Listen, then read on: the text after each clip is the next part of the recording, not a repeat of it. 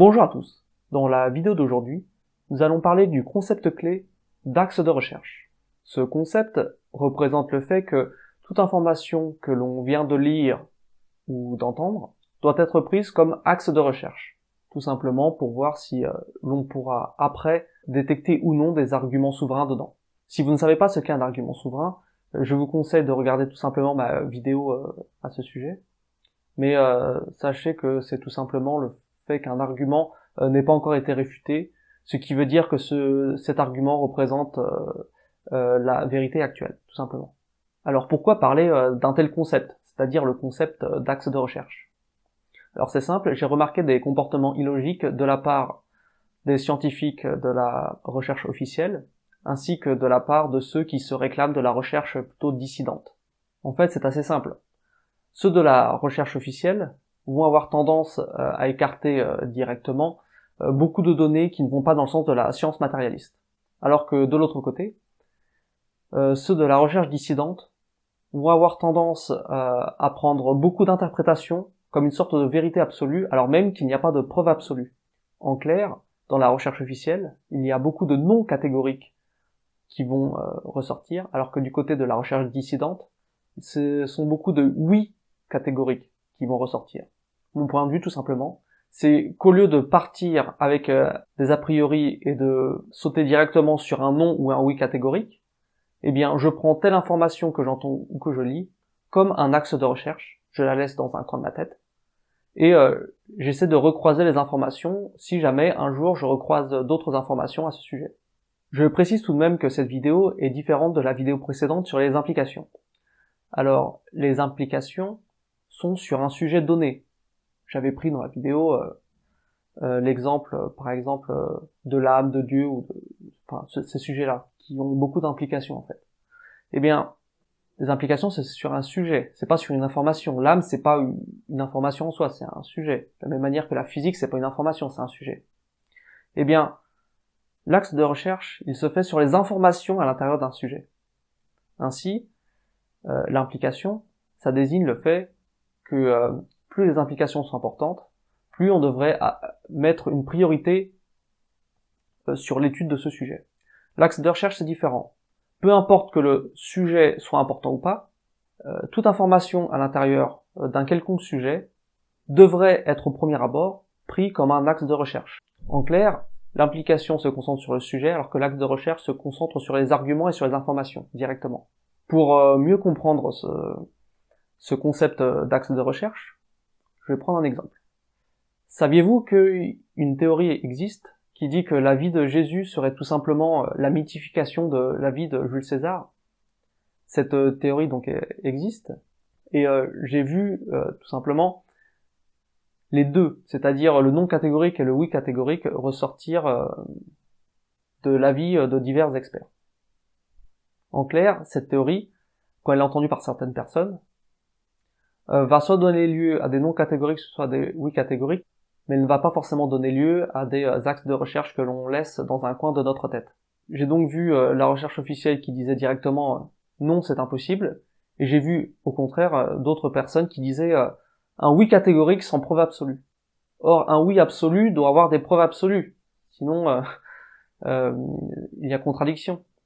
Je me souviens notamment du cas d'une personne qui avait eu une intuition un jour qu'effectivement, en lisant la vie de Jules César, il y avait certains points qui se recoupaient avec la vie de Jésus. Et donc, elle a vu cette intuition très forte, et elle avait commencé à faire quelques recherches. Et elle s'est aperçue qu'il y avait eu un expert qui avait publié un livre sur le sujet, et qui défendait ce point de vue. Et depuis, qu'est-ce qu'elle dit? Elle est persuadée, Jésus n'a jamais existé, et toute la vie de Jésus, telle que racontée dans la Bible, n'est que la mythification de la vie de Jules César. Et en fait, quand on regarde les preuves, on se rend compte que il n'y a aucune preuve absolue là-dedans. Tout est fait d'interprétation. Pourquoi? On sait que de toute façon, la Bible a été écrite à partir de plein de sources différentes.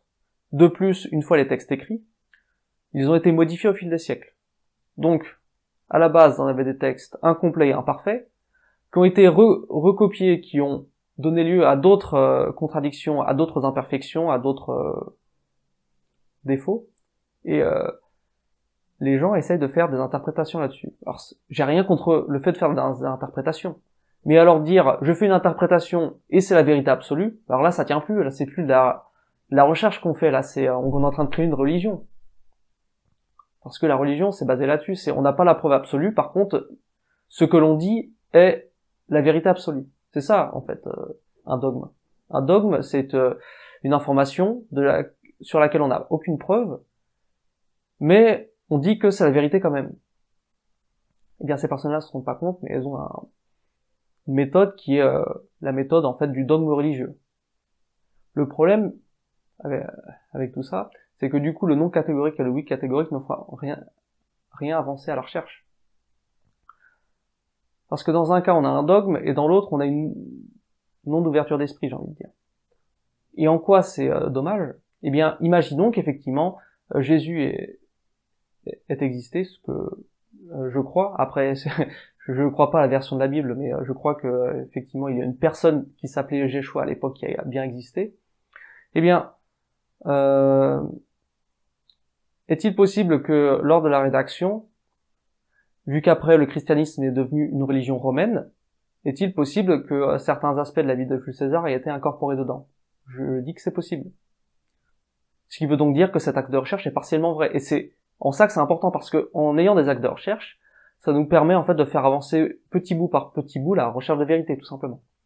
Or, en n'ayant pas ce point de vue d'axe de recherche, on ne permet aucune recherche dessus, ce qui ne fait pas avancer la vérité, ou alors on met un oui absolu, ce qui ne fait pas avancer la vérité non plus, vu que on n'est plus dans la recherche d'arguments souverains. En clair, l'axe de recherche, c'est un concept, à mon sens, très puissant, qui permet de n'évacuer aucune information, c'est-à-dire de n'avoir aucun a priori, ce qui de plus permet de faire des recherches pour savoir à quel point cette information est vraie. Même si c'est partiellement vrai, eh bien ça fait avancer la recherche. C'est ça qu'il est important de comprendre. Quand Einstein a remplacé la théorie de Newton, eh bien on s'est rendu compte que par rapport à la vérité, la théorie de Newton était partiellement vraie. Mais alors rien que le fait qu'elle soit partiellement vraie, elle a quand même fourni des avancées considérables. C'est ça qu'il faut comprendre, c'est que même quand quelque chose est partiellement vrai, il faut l'étudier parce que il y a peut-être des parties de vérité à l'intérieur de cet axe de recherche qui n'étaient pas encore acceptées par la communauté scientifique avant. C'est pour ça que c'est important de garder toute information en tant qu'axe de recherche. Pour le sujet de Jésus César, j'ai surtout pris en exemple le fait qu'une personne ait pris pour vérité absolue le fait qu'effectivement César et Jésus ce serait une seule et même personne. Mais prenons maintenant un cas inverse, c'est-à-dire un cas où c'est plutôt la science qui est beaucoup trop absolue. Par exemple, j'ai déjà parlé du cas de Nicolas Fraisse. Cette personne dit qu'elle peut sortir en dehors de son corps pour voir ce que les personnes font en temps réel dans d'autres lieux où elle n'a pas physiquement accès. Eh bien, cette personne, son cas est très intéressant et son cas devrait être de base mis en tant qu'axe de recherche. Et pourtant, j'ai vu énormément de scientifiques dire directement un non catégorique absolu. C'est-à-dire non, on peut pas étudier ce cas-là, non, on peut rien faire, non, ça ne passe pas. Eh bien là, on voit bien qu'encore une fois, avec ce concept d'axe de recherche, leur point de vue est à mon sens contraire à la recherche de vérité et à la recherche tout court. Et c'est en ce sens-là que je parlais du fait que la science a tendance à rejeter tout ce qui va contre la science matérialiste. En fait, c'est très simple, la science matérialiste dit que de toute façon, il n'y a jamais eu aucune preuve que l'âme ou le corps énergétique existe, et pourtant, c'est bien simple. Pour montrer qu'une telle vision est fausse, il suffit d'un contre-exemple. D'ailleurs, le cas de Nicolas Fraisse permet d'être tout simplement un contre-exemple qui montre que la science matérialiste a tort. Et puisque justement ce cas-là montre que la science a tort, il faudrait l'étudier pour savoir si justement il y a fraude ou non. Parce que s'il y a fraude, du coup, la science n'a plus tort. Et si son cas est raison, eh bien alors toute la science matérialiste est chamboulée. Mais alors du coup, il faut l'étudier ce cas. Et c'est pour ça qu'il faut de base se mettre dans un axe de recherche pour effectivement essayer d'en retirer des arguments souverains. Bref, que ce soit le oui catégorique ou le non catégorique, je ne me reconnais dans aucun des deux courants. À chaque fois que j'entends une information, je la laisse toujours dans un coin de ma tête, toujours. Et qu'est-ce que ça m'a permis de faire grâce justement à la recherche de l'argument souverain? C'est-à-dire que dès que j'entendais une autre information, je la croisais et j'essayais de voir si ça remettait en cause ce que j'avais déjà laissé dans un coin de ma tête. Et en faisant comme ça, en laissant toujours des axes de recherche dans un coin de ma tête, je me suis rendu compte que j'arrivais à égrener les arguments au fur et à mesure pour arriver à la fin à détecter les arguments souverains. Et c'est grâce à ça que l'on avance, c'est grâce à ça que l'on arrive à comprendre quels sont les arguments faux et vrais, et c'est même d'ailleurs grâce à ça que je me suis rendu compte que certains arguments qui étaient faux et qui étaient même prouvés absolument faux sont repris pourtant dans la presse. Et il y a eu parfois des dizaines de milliers d'articles sur certains sujets alors qu'on sait déjà la vérité. C'est-à-dire pourquoi est-ce que je dis ça? Pourquoi est-ce que je dis qu'on sait déjà la vérité? C'est tout simplement parce que ils reprennent des arguments qui ont déjà été réfutés, complètement réfutés avec des arguments souverains. Or, si tu veux faire avancer la recherche, il faut que tu reprennes l'argument que l'on dit comme souverain, que tu le réfutes à ton tour. Si tu ne fais que répéter l'argument qui a déjà été réfuté, ça ne fait avancer en rien. Au pire, tu continues à faire de la désinformation globalisée.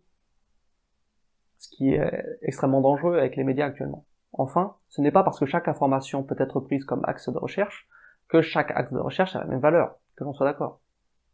Par exemple, pour Jésus égale César, j'ai été regarder les arguments et effectivement, il n'y a aucun argument souverain dedans, tout est dans l'interprétation. Donc on se rend bien compte que c'est une théorie qui a très peu de valeur. Ce n'est pas parce que tout peut être pris comme axe de recherche que tout axe de recherche a la même valeur, que l'on soit d'accord. Et j'aimerais prendre un dernier exemple avec ça. J'ai eu une période où je m'intéressais énormément aux écrits de Daniel Meroy, qui parle énormément en fait de Jésus, etc. Et j'étais en plein dans ce genre d'atmosphère, j'ai envie de dire. Et un matin, je me suis réveillé et j'étais en train de parler, de dire c'est pas Jésus de Nazareth, c'est Jésus le Nazarite. Alors au départ, je me suis dit, c'est quoi ce délire? Et donc j'étais faire des recherches. Et je me suis rendu compte qu'effectivement, à l'époque, il y avait un courant que l'on appelait les Nazarites, voire même les Nazaréens. Et que dit la religion chrétienne? La religion chrétienne dit tout simplement que les Nazaréens, c'était tout simplement ceux qui venaient de Nazareth. Alors qu'en fait, on se rend bien compte que si Nazareth n'est pas un village, mais tout simplement une sorte de secte, mais j'aime pas trop le mot secte, donc plutôt dire une sorte de branche spirituelle du judaïsme de l'époque, on se retrouve avec Nazarite, qui définit Jésus, mais pas parce qu'il vient de Nazareth, mais tout simplement parce que à l'époque, il était confondu en tant que Nazarite. L'était-il ou pas, on ne le saura jamais avec l'histoire telle qu'elle nous a été laissée. Mais en tout cas, c'est un axe de recherche très intéressant. Par rapport à cette personne qui justement avait ce point de vue sur Jésus égale César à cause de son intuition, moi j'ai eu aussi une autre intuition, sauf que là où cette personne, elle a trop cru son intuition et l'a voulu très absolue, en se disant que son intuition ne pouvait pas la trahir, eh bien moi je dis tout simplement que cette information que j'ai faite en rêve plus ou moins, cela reste un axe de recherche très intéressant d'ailleurs. C'est-à-dire, est-ce que Nazareth c'était bien une sorte de courant religieux de l'époque, ou alors est-ce que c'était un village? Mais ça reste un axe de recherche parce qu'on n'a pas encore de preuve absolue. Et c'est à mon sens le point de vue le plus neutre et le plus objectif que l'on puisse avoir actuellement. Merci d'avoir regardé jusqu'au bout. N'hésitez pas à vous abonner, à liker, à partager. Et contactez-moi si jamais vous avez la moindre remarque. Au revoir.